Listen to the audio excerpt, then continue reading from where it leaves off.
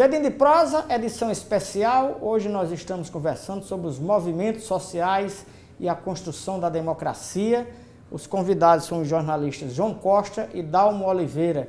E eu queria perguntar o seguinte, esse momento político que a gente vive agora, meio conturbado e tal, até que ponto ele tem um lado positivo no sentido de reaglutinar os setores progressistas, os setores de esquerdas e os movimentos sociais, se estavam meio espalhados, se juntam nesse momento? Wellington, a minha opinião é a seguinte, eu acho que houve desde o início do primeiro governo Lula, né, com a chegada de um partido à esquerda no poder central, todo esse movimento ele passou por dois processos importantes. O primeiro foi o de cooptação de suas lideranças para dentro do governo. Então, os caras do movimento que estavam à frente acabaram sendo contratados pelo governo e coisa e tal, e coisa e tal. E isso também deu uma refreada. É mais ou menos aquela história, o cara trocou a sandália de rabicho pelo sapato de couro alemão. Exatamente. Então, eu acho que o movimento sofreu um baque inicial por conta desse processo. Disso, né? E houve o esvaziamento, a freada, né, a pisada no freio dos movimentos sociais de um modo geral. E a dispersão, ela decorre de várias implicações, né? Mas eu acho que a mais importante delas é justamente a gente entrar, e aí eu faço uma análise do atual momento, que a gente, com essa quebra da institucionalidade, né? Com essa probabilidade de um golpe, ou legal ou não legal, mas é uma ruptura, né? Esses movimentos, de um modo geral, eles saem agora de uma zona de conforto que havia nos últimos 13 anos, inclusive é um número bastante simbólico, 13 anos de PT, né? Um negócio bem simbólico, que o governo do PT tenha ficado 13 anos ininterruptamente no governo, e tira agora os movimentos sociais dessa zona de conforto de ter o governo como aliado das suas bandeiras. Então a gente vai perceber que gradualmente alguns direitos vão ser tolhidos, talvez a gente perca até alguns direitos conquistados nesses últimos anos, né? E vai obrigar os movimentos sociais a se rearticularem, a se João Costa está aperreado ali querendo dizer alguma coisa, e pelo jeito eu não sei se ele concorda. Eu vejo os companheiros muito aflitos com essa questão, João, mas para mim também funciona como um se toque aí que o negócio, o buraco é mais embaixo. Eu não tenho dúvida alguma que os movimentos sociais vão dar as costas para o PT, para Dilma, para Lula. Porque se eram cooptados neste governo, por que não serão cooptados em um futuro, um eventual governo de direita? Perdeu o foco. A direita não tem esse costume de mobilizar os movimentos. Aprende a manipulá-los. Aprende a manipulá-los. Tal qual a esquerda os manipula. Tal qual ficou a perda do objeto. Eu volto à luta do boxe. São 12 rounds. Tem que sair um vencedor.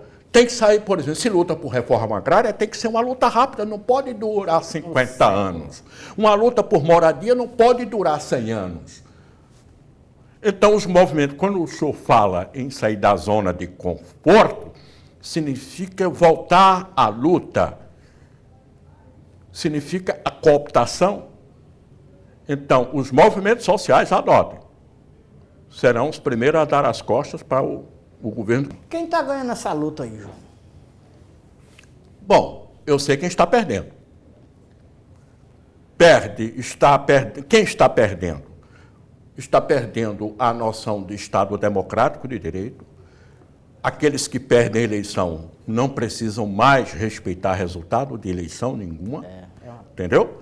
Porque nós temos um Supremo Tribunal que, na hora de tomar decisões importantes, abre mão disso para, a partir desta semana, decidir se pode ou não vender pipoca dentro de cinema.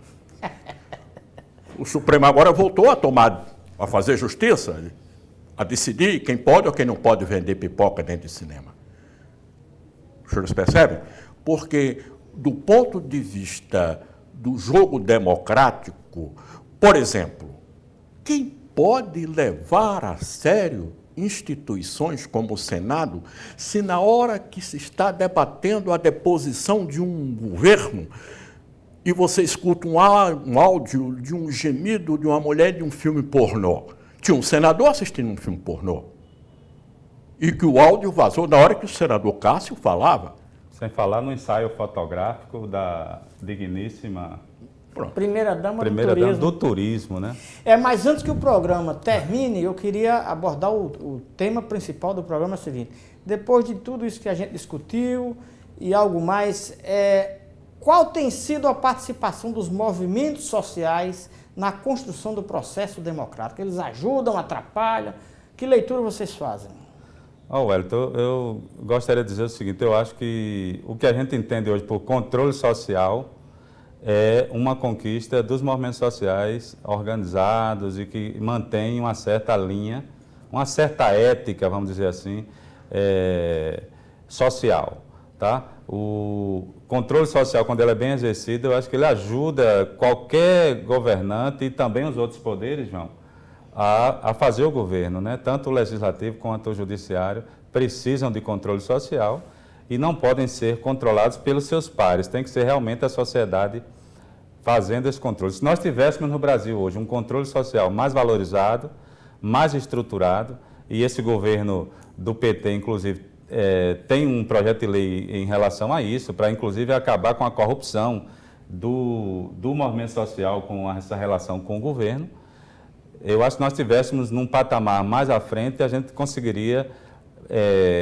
fugir dessa crise institucional sem o golpe. Essa é a minha avaliação. E eu acho que perde o povo brasileiro, porque a gente pensava que estava num patamar de civilizatório mais na frente, e agora a gente vê que voltamos àquele patamar das bananas, né? Num país grande como o nosso, importante como é o Brasil, com tantas potencialidades reconhecidas, João, e a gente volta para infelizmente, para essa situação que, do ponto de vista internacional, é um vexame, né?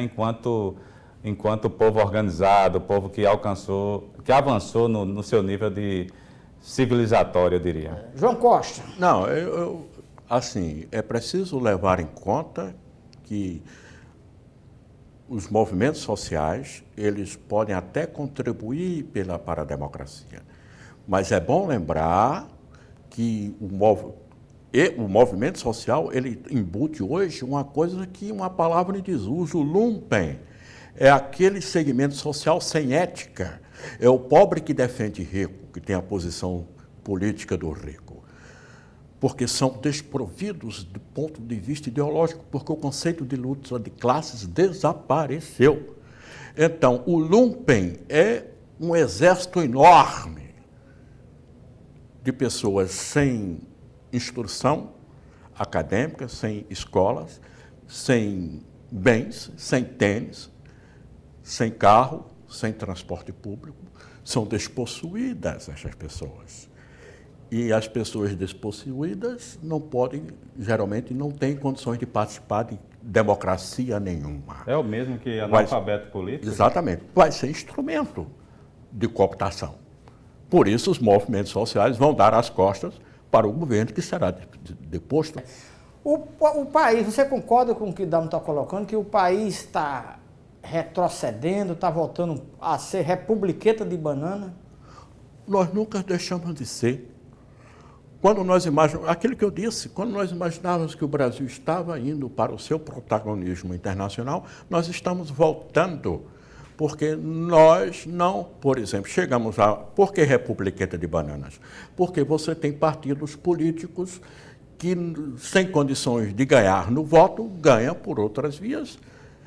Qual é o maior dilema hoje da conjuntura? Se é golpe ou se não é. Isto é, se é legal, se é legítimo ou não a deposição da presidenta. Todos estão brigando para conquistar corações e mentes, para dizer que o que está sendo feito é democrático. E a sua opinião, é golpe ou não é? É golpe. É golpe. Por quê? É golpe porque o que é que você tem? Você tem um conjunto de fatores que são reais. A corrupção é real. A Operação Lava Jato não é invenção nenhuma. É fato. Entendeu? É fato. Você tem um governo, um partido corrupto, como o PT, o que não exclui os outros de também o serem, porque são também corruptos. Você tem políticos notoriamente corruptos derrubando uma presidente que não é acusada de nada.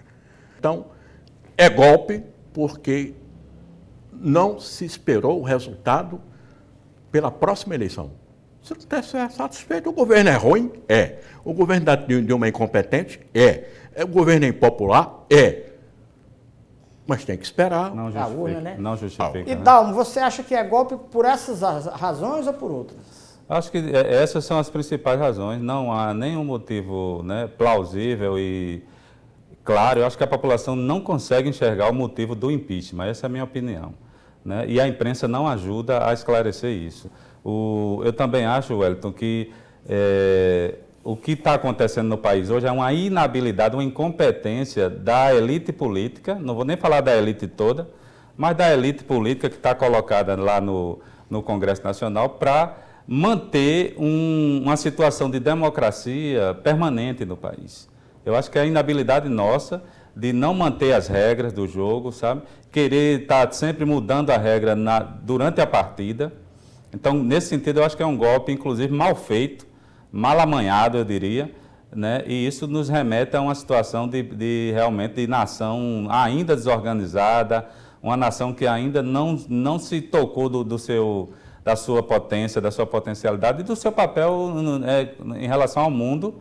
A história que o João fala do BRICS, por exemplo, é importantíssima para dar um equilíbrio mundial na economia, na geopolítica. A gente não consegue manter esse bloco funcionando, né? E com certeza esses caras que estão querendo tirar a presidenta Dilma têm interesses desses por trás, internacionais talvez, para desmontar o Brasil, que o Brasil seja uma peça a menos nessa estrutura de BRICS, por exemplo, e a gente perde inclusive o protagonismo na América Latina e por aí vai. Então eu acho que é um efeito dominó começando do Brasil, e que a gente tem que estar atento. Inclusive, a gente vai ter eleições em outubro, João, para a gente ter cuidado, né, na votação que a gente vai fazer em outubro, porque a gente não pode estar botando gente na Câmara de Vereadores, aqui na Assembleia Legislativa e nas câmaras federais, no Senado, gente que não tem compromisso mínimo nem com a manutenção da Constituição brasileira. Então, acho que esse é o grande golpe que está sendo dado na própria nação. Mas, Dalmo, e a gente não tem força para barrar. Mas o país vai importar políticos de onde? De Marte? Aí é complicado, realmente. Aí é formação. Quem né? vai fazer o serviço? Formação por... Mas enquanto não aparece quem faça o serviço, o Dedinho de Prosa está sob a ditadura do tempo e a gente não pode mais demorar. Agradecer a João Costa e a Dalmo e vamos ficando por aqui. Até a próxima, então.